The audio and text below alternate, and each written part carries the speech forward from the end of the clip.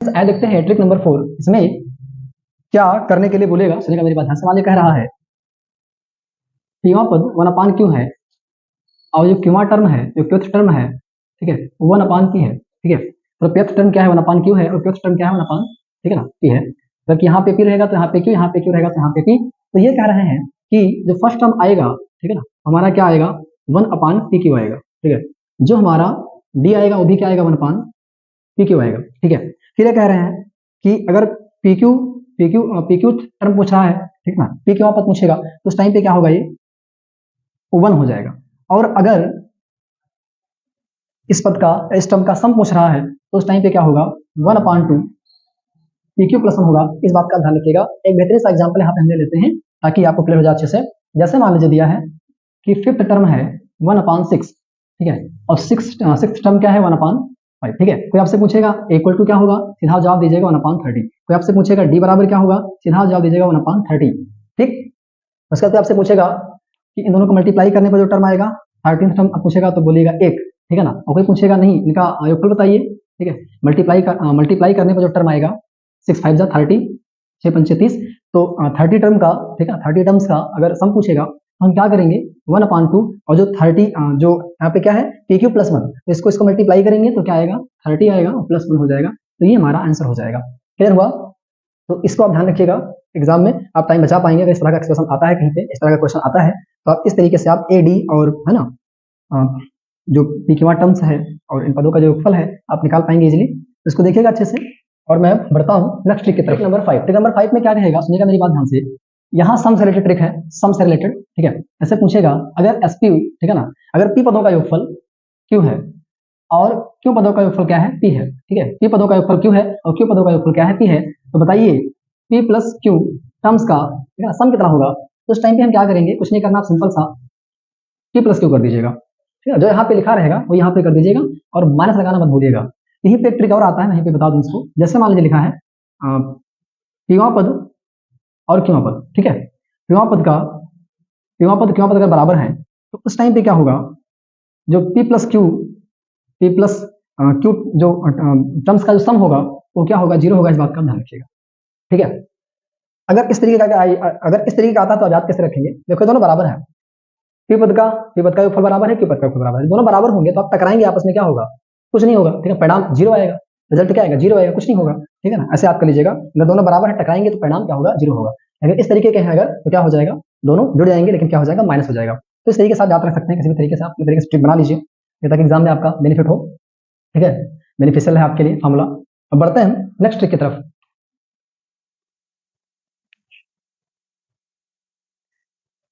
Friends यहाँ पे मैं थोड़ा सा एग्जांपल ले लूँ। ठीक है, जैसे मान लीजिए इसका एग्जांपल मैं यहाँ पे ले लेता हूँ, इस वाले का। ठीक है, जैसे मान लीजिए लिखा है एस पी, ठीक है ना, एस फिफ्थ, ठीक है ना, 5 टर्म्स का जो सम है, ठीक है, वो किसके बराबर है, 6 के बराबर है।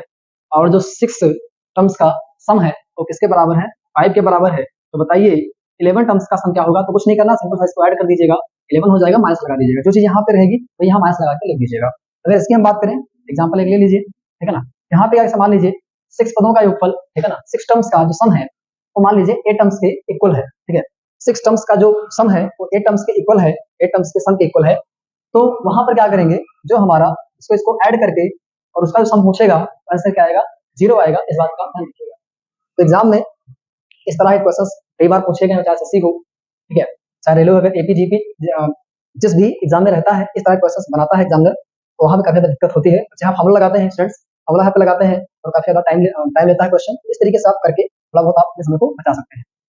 देखते हैं हम नेक्स्ट ट्रिक को। फ्रेंड्स आए देखते हैं ट्रिक नंबर 6। इसमें क्या कहेगा, ऐसा मान लीजिए एस एन इक्वल टू दे रखा है an स्क्वायर प्लस बी, और आपसे पूछता है कि बताइए डी क्या होगा, डी क्या होगा। तो कुछ नहीं करना है आपको, सिंपल सा इसको उठाइएगा और इससे मल्टीप्लाई कर दीजिएगा, तो ये हमारा क्या हो जाएगा, डी आ जाएगा। क्लियर? एक एग्जांपल मैं यहाँ पे ले लूँ। ऐसे लिखा है एस एन इक्वल टू लिखा है, मान लीजिए एस एन इक्वल टू दे रखा है 3n स्क्वायर प्लस 6, ऐसा वाला दे रखा है। और आपसे पूछा कि डी बताओ, तो डी के लिए क्या हो जाएगा, इसको मल्टीप्लाई कीजिएगा तो हमारा क्या हो जाएगा, आंसर हो जाएगा। ठीक है, क्लियर हुआ? कभी कभी ऐसे देगा, मान लीजिए एन इक्वल टू दिया है एन प्लस बी, ठीक है, ऐसे दिया हुआ है। तो वैसे आपसे डी पूछेगा तो ही एन का जो कोएफिशिएंट होगा हमारा डी हो जाएगा। जो n का गुणांक होगा हमारा वही d हो जाएगा। तो यहाँ पे d क्या हो जाएगा, तो यहाँ से कैपिटल से लिख दूं a, यहाँ मैं इसको लिख दूं b। तो जब nth टर्म दिया रहेगा तो उस टाइम पे जो n का कोएफिशिएंट होगा हमारा d हो जाएगा। तो d इक्वल टू क्या हो जाएगा, a हो जाएगा। जैसे मान लीजिए दिया है 8th टर्म दे रखा है, ठीक है, 3n प्लस 7। तो यहाँ पे अगर d पूछेगा तो d इक्वल टू क्या हो जाएगा, इसका जो कोएफिशिएंट होगा 3, ये हमारा आंसर हो जाएगा। तो इसको अच्छे से देख लीजिएगा, बाकी ठीक है, इसको याद भी रखिएगा ताकि एग्जाम में फायदा मिले आपको। आई होप हेल्प हो रही होगी आपकी। अब बढ़ते हैं नेक्स्ट की तरफ। स्टूडेंट्स देखते हैं ट्रिक नंबर 7, इसमें कैसे क्वेश्चन पूछेगा, सुनिएगा मेरी बात ध्यान से। दिया हुआ है Sn upon S and S equal to, मतलब n पदों का योगफल और n डैश पदों का योगफल, ठीक है ना, n टर्म्स का सम और n डैश टर्म्स का सम।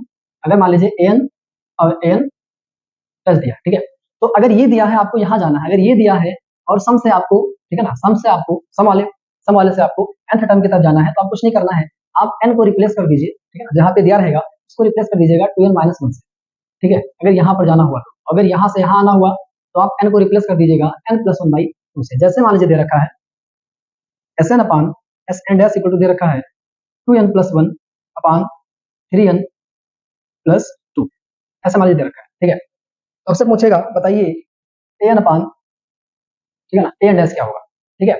अगर सम से इसकी तरफ जाना है तो आप इस n की जगह पे आप क्या रख देंगे, 2n माइनस 1, ठीक है, क्या रख देंगे 2n माइनस 1 अपान यहाँ पे क्या कर देंगे 3 2 n डैश माइनस 1 और प्लस क्या हो जाएगा 2 हो जाएगा। तो इसको सॉल्व कर लीजिएगा तो हमारा ये an अपान n डैश आ जाएगा। तो इस तरीके से इसको हम लोग यहाँ पे मैनेज करते हैं। अगर ये वाला दिया है तो n को आप रिप्लेस कर दीजिएगा इससे, जो n दिया रहेगा उसकी जगह पे आप ये पुट कर दीजिएगा, तो हमारा ये चीज आ जाएगा। एग्जाम में काफी बार पूछा है इसको क्वेश्चन ये। बढ़ते हैं हम नेक्स्ट ट्रिक की तरफ। स्टूडेंट्स आइए देखते हैं ट्रिक नंबर 7, इसमें क्वेश्चंस कैसे बनेंगे, देखिएगा यहाँ पे। स्टूडेंट्स आइए देखते हैं ट्रिक नंबर 7, यहाँ पे क्वेश्चंस कैसे बनेंगे। देखिए, अगर मान लीजिए कोई एपी सीरीज दे रखी है, ठीक है, कोई एपी सीरीज दे रखी है और बीच में कोई टर्म उसने दे दिया, उसने बोला कि यहाँ पर कोई टर्म ऐसा है, नाम नहीं दे रहा हूँ उसको, कोई टर्म ऐसा है कि इसके आगे, ठीक है ना, इससे चौथा टर्म, इसके आगे चौथा टर्म जो है वो है 12 और इसके पीछे जो है, ठीक है, इसके पीछे जब आप जाएंगे तो चौथा टर्म जो है वो मान लीजिए है 6, ठीक है। इसके आगे का चौथा टर्म 12 है और इसके आगे का चौथा टर्म, इसके पीछे का चौथा टर्म क्या है 6 है। तो पूछेगा ये वाला टर्म बताओ क्या होगा, बहुत फेमस सा क्वेश्चन है, काफी बार एग्जाम में आया है, ट्रिक नंबर 8 है। तो यहाँ पर हम क्या करेंगे, a इक्वल टू निकालने के लिए कुछ मत कीजिएगा, इसको इससे ऐड कीजिएगा, अपान 2 कर दीजिएगा। तो 12 6 कितना होता है 18, 18 अपान 2 क्या हो जाएगा, यहाँ पे आएगा आंसर 9, ठीक है। यहाँ पे 9 हो जाएगा और यहाँ पे क्या हो जाएगा 6 हो जाएगा। आई होप क्लियर हो गया होगा। तो कुछ नहीं करना है, सिंपल सा, इनको मतलब कि जो टर्म पूछेगा उसके चौथे या पांचवें या छठवें, ठीक है ना, और उसके पीछे चौथे पांचवें या छठवें उसको दे देगा। इन दोनों को ऐड करके आप उसे डिवाइड कर देंगे, हमारा आंसर आ जाएगा। ये वाली जो नंबर है वो आ जाएगी। क्लियर। इसी प्रकार जीपी में भी पूछेगा, जीपी में भी कहेगा कि मान लीजिए यहाँ पर कोई एक नंबर है, ठीक है, और इसके पहले जो तीसरा टर्म है, ठीक है ना, इसके पीछे अगर हम जाएं तो जो तीसरा टर्म है इसके पीछे वो मान लीजिए है 6, ठीक है, और इसके बाद इसके पहले तीसरा टर्म क्या है 6 है, इसके बाद तीसरा टर्म क्या है, मान लीजिए दे दिया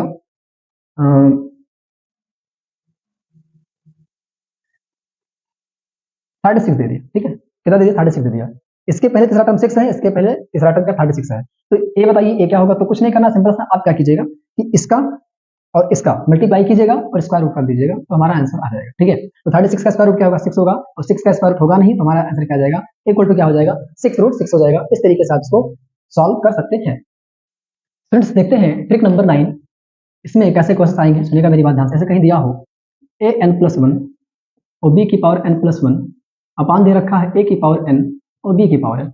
इसमें बोलेगा कि n का मान क्या रखें, कि n का मान क्या रखें, ये ए बी का एम हो, एन का मान क्या रखें कि जीपी मतलब जीएम हो, और इसका एन का मान क्या रखें कि एचएम मिल जाए, ठीक है।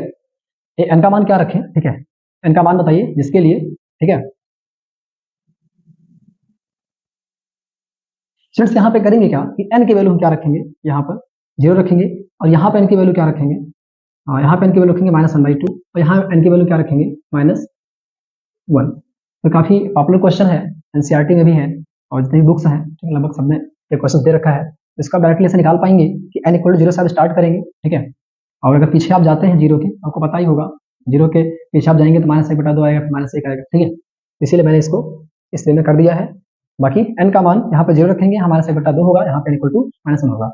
इसी तरह का क्वेश्चन और आता है, इसी तरह का क्वेश्चन आता है, कैसे आएगा वो पूछेगा a की पावर n b की पावर n अपॉन a की पावर n माइनस 1 और b की पावर n माइनस 1। यहाँ पर n का मान क्या रखें, ठीक है ना, कि ये am gm hm बन जाए। तो am के लिए हम क्या करेंगे, सिंपल सा क्या करेंगे, यहाँ पर आपको -1 घटाते जाना है, -1 करना है।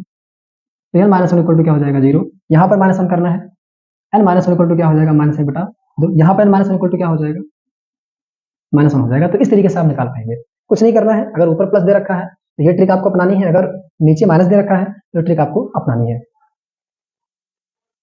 फ्रेंड्स देखते हैं ट्रिक नंबर 10 और आज की लास्ट ट्रिक। इसमें क्या होगा, अगर am इक्वल टू, अगर कोई मान लीजिए दो संख्या हमारे पास है, उनका am दिया है 1 और gm दिया है, सॉरी am दिया है a और gm दिया है कितना g, ठीक है, am दिया है a और gm दिया है g। तो वहां पर उन दोनों संख्याओं का जो रेशियो होगा, ठीक है ना, और संख्याएं a भी हैं, तो a upon b equal to क्या होगा, यहाँ पे a लिखिएगा और स्क्वायर रूट लगाएगा अच्छा खासा और ऐसे लिख दीजिएगा प्यार से, ठीक है, a लिखिएगा, स्क्वायर रूट लिखिएगा और प्यार से ही लिखिएगा यहाँ पर भी, ठीक है ना, नफरत मत दिखाइएगा, ये समस्याएं हो सकती हैं। तो यहाँ पर आप क्या करेंगे, यहाँ प्लस माइनस कर देंगे, यहाँ पे माइनस माइनस कर देंगे, तो हमारा काम हो जाएगा। मतलब एक बार ये चीज a में से घटानी है, एक बार ये चीज a में जोड़नी है, एक बार ये चीज a में से घटानी है, तो हमारा ये रेशियो आएगा। तो आई होप आपको अच्छा लगा होगा। इसको देखते हुए और जितने भी टिप्स मैंने बताई यहाँ पे, इसको एक दो बार प्रैक्टिस कीजिएगा ताकि आपके एग्जाम में आपका समय बचे। So thanks to all of you for watching this video.